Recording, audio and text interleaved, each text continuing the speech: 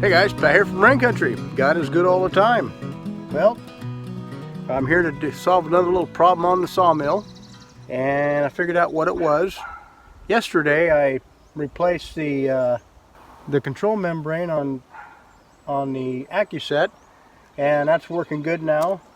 But I've been having a little bit of problems with the hydraulics. So if you're experiencing an intermittent problem or a non-function problem, just not working at all, then there's a couple of things that I've done to try to troubleshoot this, and I think all of them have been going bad. And what I mean by that is there's this grounding strip or contact strip on the side of the mill. As soon as this contact makes contact with this, intercepts this, then you have control of your hydraulics. That's the log turner and the all the hydraulics on your mill. What made me go to try to change this out is that I would shake this wire right here. This wire comes from the battery, it goes through the solenoid in this box, comes to this wire, and then goes to a spring-loaded contact that rides along this copper strip alongside the mill, and that's what supplies power over to these wires, and then these wires go into the hydraulic components box in here. That's where all your control switches are up front. This particular mill has 2 hydraulic pumps in here. Everything goes into here, into the hydraulic pumps and the solenoid switches that sends power to those pumps when you activate these switches through a micro switch. So the reason I cleaned this up is obviously because of the pitting. It was dirty, it was corroded, it was oxidized. So I cleaned this strip up really nice with some really fine sandpaper and got this to make good contact. What made me suspicious is that the voltage between the battery and here, the voltage was, there's a lot of resistance apparently in that contact, and it wasn't supplying full voltage to the strip. So that clued me in to go ahead and dismantling all this, taking all this apart and cleaning this, and also cleaning the contact. I have a new contact strip coming, and I also have a new this is a big wear point on this right here, so this is worn down a little bit, so I want to go ahead and get another one on standby, so if that ever fails, I'll have one I can just go right to my inventory and just change that out in just a few minutes. So back over to the front of the mill, everything else is inside this box for the hydraulics. So obviously, again, if you have an intermittent action on your hydraulics, sometimes they engage, sometimes they don't, then you have issues between the battery and this box. So it could be that contact strip. Behind this box there's a solenoid that transfers full current from the battery to this wire, and then from this wire to that contact strip, that copper strip goes through this wire.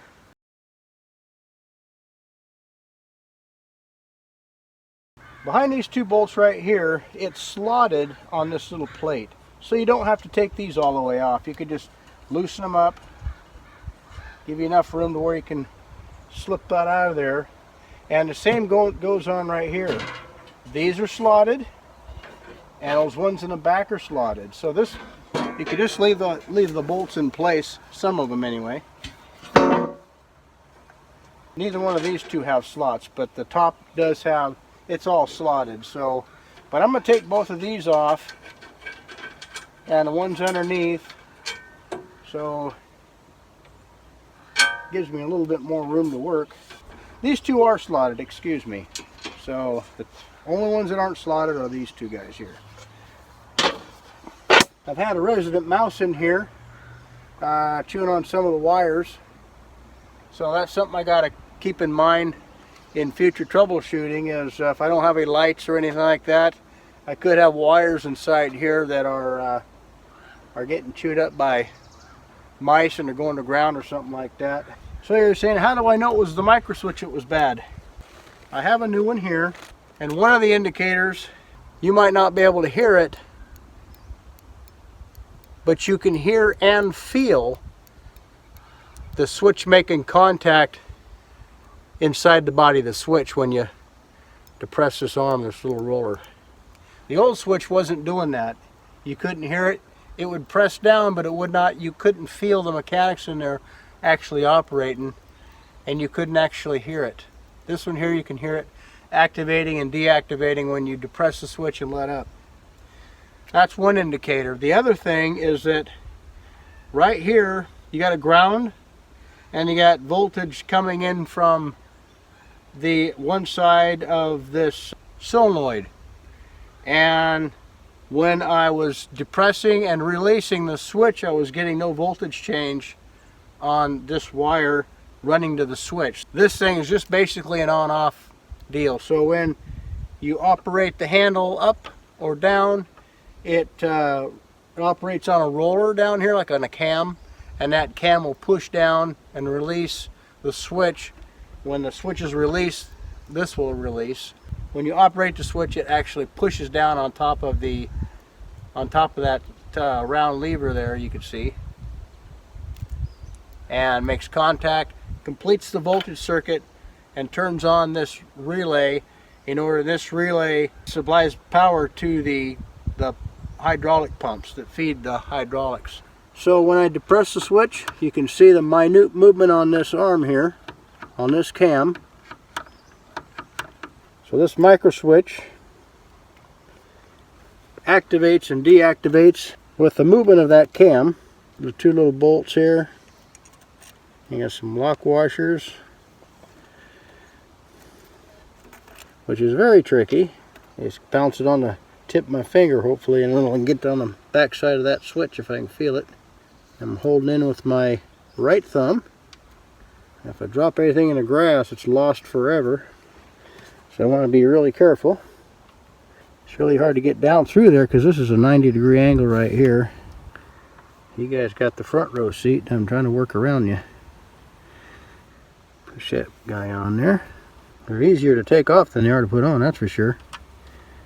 Well, here's a no-brainer. They had it on like this. So why couldn't a guy go on the back side of the switch? Oh, I see why they would do that. Easier to adjust it, because you have to adjust the switch very minutely. When I first got the mill, the hydraulics were not working, and so I adjusted the micro switch, and that solved the problem. Let's see if we can't get a little bit of help from this magnet.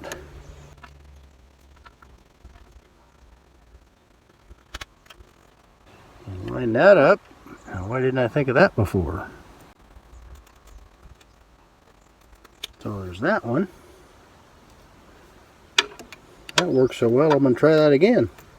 Yes, they still make slotted screws. Amazing, huh? Put the nut on first, and the locking washer. Move that out of the way so I can line this up. I can press that on there to hopefully hold that locking washer, because it wants to jump all around. Okay, the locking washer has made contact. You can generally just hold your finger on that and it'll tighten it good enough with that locking nut or locking washer. But I want to make it just snug enough to where I can move this around. I get that sweet spot. I want to operate. Yeah, I'm not hearing it go click click, so this one here I want to snug it up just a little bit, just enough to where I can move the switch and have it hold. It actually holds on there pretty good, and I just barely have that snug. Okay, that's activating and deactivating, so I'm going to try to tighten this lower bolt.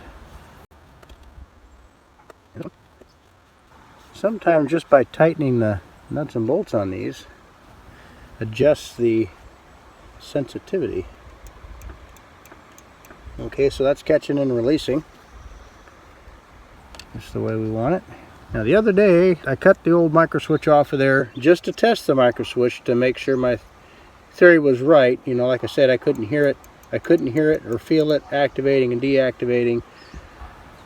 So I said, well, I'm sure the switch is bad. If the switch is good, then I can hook quick connect ends on the old switch and then hook it back together and then troubleshoot somewhere else. But I got to this point, I could activate and deactivate by just plugging those in and taking those off. Besides that, I needed to release the clamp to get the board off of the mill, so I had to troubleshoot and cheat the thing in order to make that happen. So either way, I want to make quick connects on the new switch.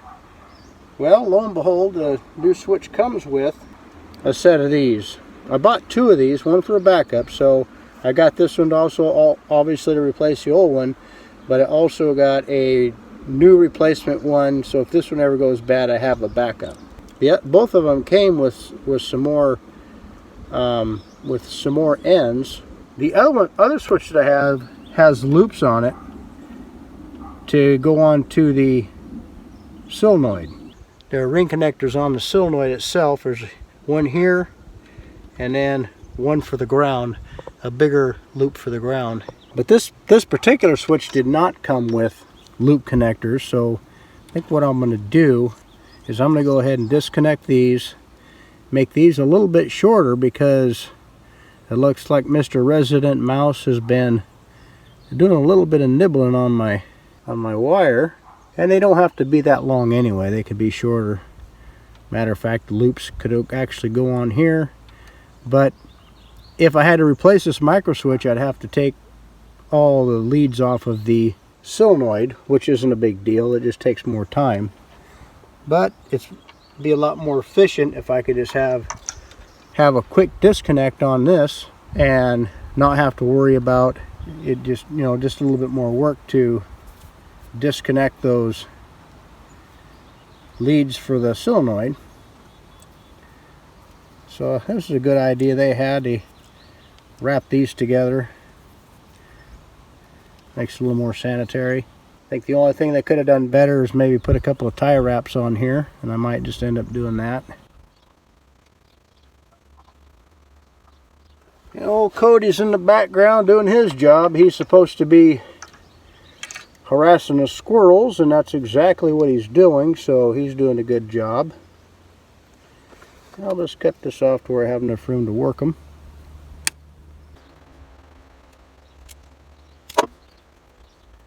And if I was any good at this, I'd tin the ends of the wires. It actually stays really dry in this box, relatively speaking. And I could put some antioxidant inside here, but I'm not really concerned with this. Now with these particular connectors, one side is flat and the other side is round. And I got these Thomas Betts crimps, and it fits a lot better if you have the round part going into the round part of the connector side. It rests in there a lot better. So then obviously it's going to go clear back here where it's going to be crimped.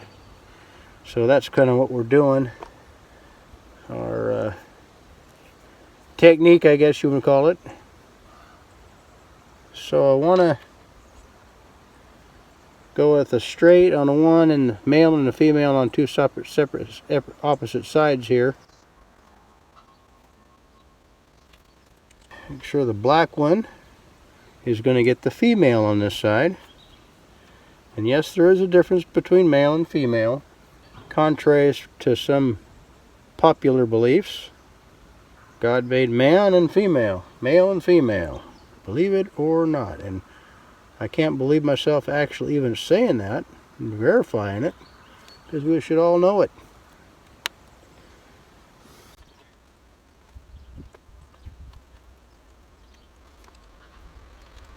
Okay, in theory, this should work. Now that I did that, gotta make sure I put it inside of the box. Now when I grab these things, I try not to grab the wire and pull. think that's a good way to dislodge your crimp job.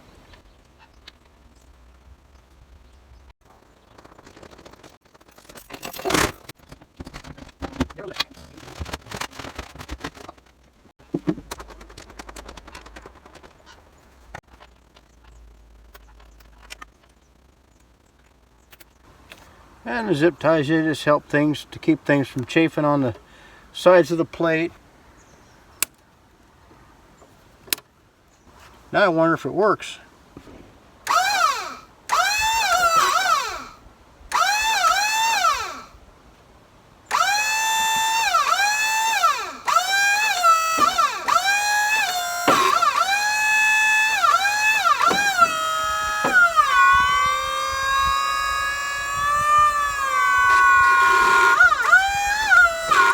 Well, I'd say that's a success.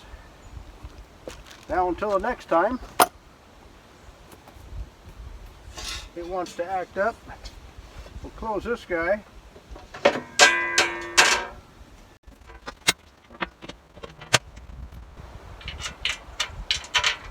I do have no anti-seize on these bolts here, and that's pretty nice because these things have a tendency to want to get rusted up.